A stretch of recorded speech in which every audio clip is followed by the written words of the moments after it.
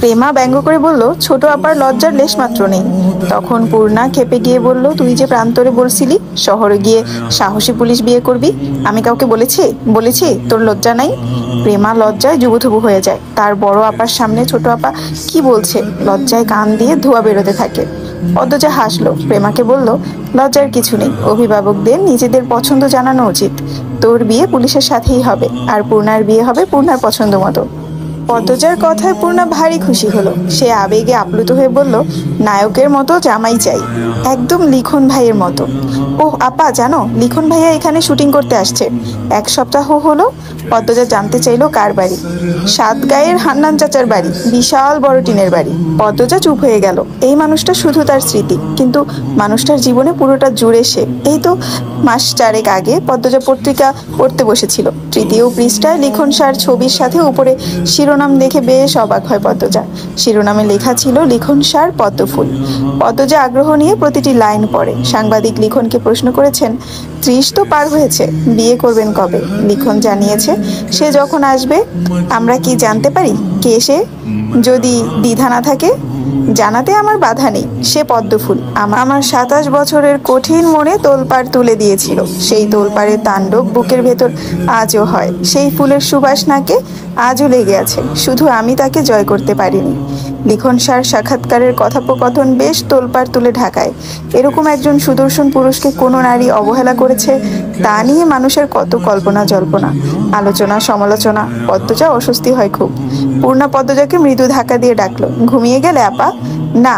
তারপর বল, নিস্তরঙ্গ গলায় বলল পদ্মজা। ঝিঝি পোকার ডাক, শিয়ালের হাঁক ভেসে আসছে কানে। রাত গভীর থেকে গভীরতর হচ্ছে, তবুও কথা শেষ হচ্ছে না পূর্ণা প্রেমার। পদ্মজাও মানা করছে না, বরং অবাক হচ্ছে তার বোনেরা কত কিছু লুকিয়ে রেখেছে তার জন্য। কাক ডাকা ভোর, ঘন কুয়াশায় চারপাশ ডুবে আছে। বাতাসের বেগ বেশি, ঠান্ডায় ঠোঁট কাঁপছে। পদ্মজার পরনে দামি গরম সোয়েটার, আবার শালও পরেছে। বাসন্তী সুতি সাদা শাড়ি পরে রান্না করছে, মাঝে মাঝে কাঁপছে। পদ্মজা দ্রুত পায়ে রান্নাঘরে ঢুকলো।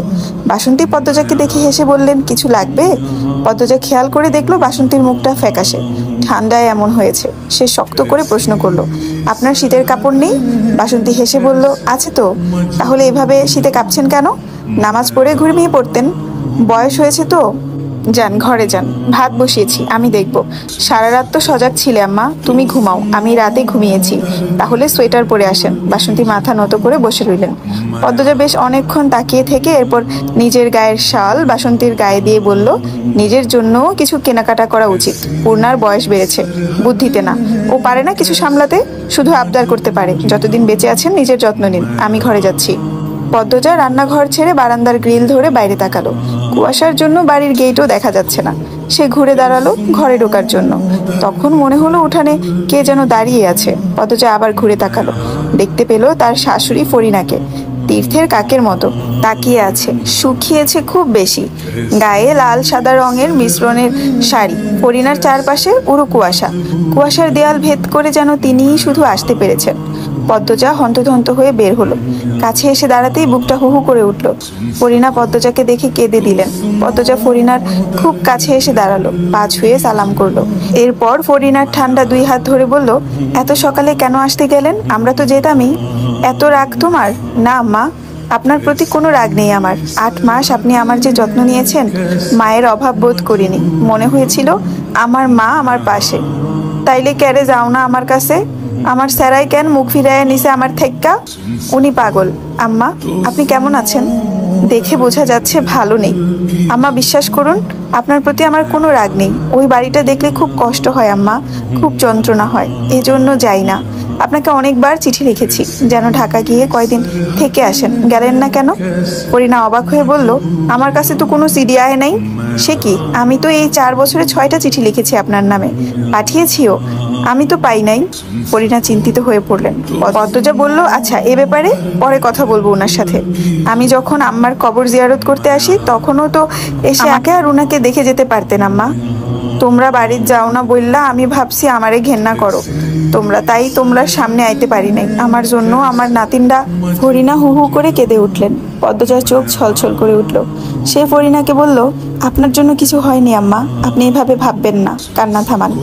যতই বলো মা, কান্না থামবে না, 4 বছর ধরে এভাবে কাঁদছে। মজিদের কণ্ঠস্বর শুনে পদ্মজা দ্রুত ঘোমটা টেনে দিল। মজিদকে সালাম করে বলল, ভালো আছেন আব্বা? এই তো আছি কোনো রকমে। আম্মা, আপনি কান্না থামান, আমার খারাপ লাগছে। ফরিনা আঁচল দিয়ে চোখের জল মুছলেন, এরপর বললেন, আমার বাবু কই? ভেতরে ঘুমাচ্ছে, ডেকে দিচ্ছি। না, থাকুক, ঘুমাক। পদ্মজা শ্বশুর শাশুড়িকে সদর ঘরে নিয়ে আসে। আস্তে আস্তে সবার ঘুম ভাঙে। আমির যত যাই বলুক, মাকে দেখেই নরম হয়ে যায়, জড়িয়ে ধরে বাচ্চাদের মতো কাঁদতে শুরু করে। মজিদ ছেলে আর ছেলের বউকে ছাড়া কিছুতেই বাড়ি যাবে না, কম হলেও 4-5 দিন থেকে আসতে হবে। অবশেষে আমির রাজি হলো। প্রেমার সামনে পরীক্ষা, তাই প্রেমাকে সাথে নিল না। বাসন্তী, প্রেমা, প্রান্ত বাড়িতে রয়ে যায়, পূর্ণা সাথে যায়। হাওলাদার বাড়ির গেট পেরিয়ে ভেতরে পা দিতেই পদ্মজার সর্বাঙ্গ অদ্ভুতভাবে কেঁপে ওঠে। সূর্য ওঠেনি, দমকা বাতাস হচ্ছে, সেই বাতাসে শা শা শব্দ হচ্ছে। মাথার উপর দিয়ে বাজ পাখি উড়ে যায়। সেই পাখির ডাক অদ্ভুত হাহাকারের মতো, যেন মনের চেপে রাখা কষ্ট ক্ষোভ নিয়ে কেউ আত্মচিৎকার করছে। নাকি এটা নিছকই পদ্মজার ভাবনা? চারদিকে চোখ বুলাতে বুলাতে আলোক ঘর পেরিয়ে অন্দরমহলের সামনে এসে দাঁড়ালো সে। 4 বছর পূর্বেই তো এখানে জায়গাটায় তার আদরের 3 মাসের কন্যা পারিজার রক্তাক্ত লাশ পড়েছিল। পদ্মজার বুক কেমন করে উঠল, বুকে হাত রেখে দাঁড়িয়ে পড়ে।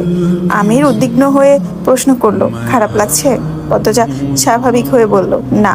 থামলো, নিঃশ্বাস নিল, এরপর বলল, পূর্ণাকে দেখুন কেমন পাগল। আমির সামনে তাকালো।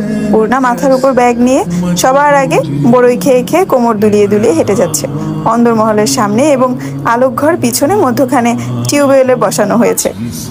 হেমন্তকালে ধান কাটা হয়েছে, তখন কামলারা আলোক ঘরে থেকেছে, তাদের জন্যই এই টিউবওয়েল বসানো হয়েছিল। টিউবওয়েলের চারপাশে গোল করে সিমেন্ট দিয়ে মেঝেও করা হয়েছে। সব মিলিয়ে একটা কলপার তৈরি হয়েছে। পূর্ণা নারিকেল গাছের সামনে এসে থমকে দাঁড়ালো। কলপারে এক সুদর্শন যুবক পিড়িতে বসে গোসল করছে, পরনে লুঙ্গি, রানী গামছা নিয়ে দাঁড়িয়ে আছে, কি যেন বলছে। পূর্ণা ব্যাগ রেখে হা করে সেই যুবককে পরখ করে। সুঠম, সুগঠিত শরীর, মায়াবী ফর্সা স্বাস্থ্যোজ্জ্বল ত্বক, প্রশস্ত বুকে ঘন পশম, চওড়া পিঠ, শক্ত পক্ত দেখতে 2 হাত। ডান হাতে ছোট কলস নিয়ে মাথায় পানি ঢালছে।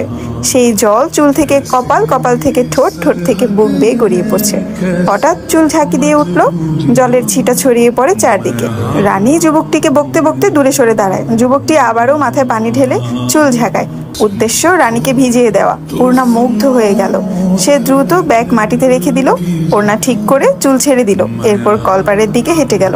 ঠোঁটে তার হাসি, চোখের দৃষ্টি দেখলেই যে কারো মনে হবে পূর্ণা অপরিচিত এই যুবকটির চোখ দিয়ে পিষে ফেলছে। কলপারের পাশে ভেজা কাদা ছিল, পূর্ণা পা রাখতেই পিছলে পড়ে যায়। ধপাস শব্দ শুনে